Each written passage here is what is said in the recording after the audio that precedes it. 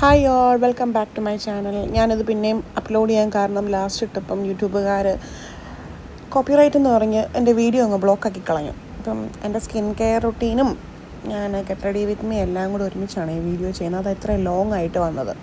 As usual സെറ്റാഫില്ലുമായിട്ട് start ചെയ്തു. പിന്നെ എൻ്റെ ഫേവറേറ്റ് ആയിട്ടുള്ള സൺസ്ക്രീനാണ് പർപ്പിൾ സൺസ്ക്രീൻ. ഞാനൊരു 3-4 പ്രാവശ്യമായിട്ട് യൂസ് ചെയ്യുന്നുണ്ട്.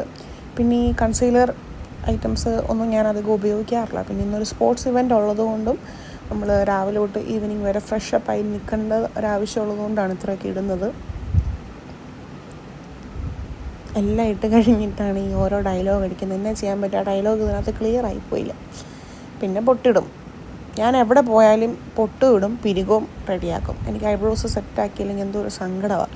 ഒരു ഫിനിഷിങ് കിട്ടാത്ത വരെ. ഇപ്പോൾ ഡ്യൂട്ടിക്ക് പോകുമ്പോഴാണെങ്കിൽ ഒരു മോയ്സ്ചറൈസറും സൺസ്ക്രീനും ഇട്ട് ഈ ഐബ്രോസും സെറ്റ് ചെയ്ത് കഴിഞ്ഞ് ഒരു പൊട്ട് ഇട്ട് കഴിഞ്ഞാൽ ശുഭം. പിന്നെ ലിപ്സ്റ്റിക്ക് മസ്റ്റാണ്. പിന്നെ ഞാനിപ്പോൾ ഇവിടെ തരാൻ പോകുന്ന ലിപ്സ്റ്റിക്ക് എന്ന് പറയുമ്പോൾ ഡാസ്ലറിൻ്റെ ഒരു ഷെയ്ഡാണ്. രണ്ടും കൂടെ മിക്സ് ചെയ്ത് കിട്ടുമ്പോൾ എൻ്റെ സ്കിൻ ടോണിന് നല്ല ആപ്റ്റായിട്ട് എനിക്ക് തോന്നാറുണ്ട്. അപ്പോൾ ഇതാണ് എൻ്റെ ഫൈനൽ ലുക്ക്. തടാ.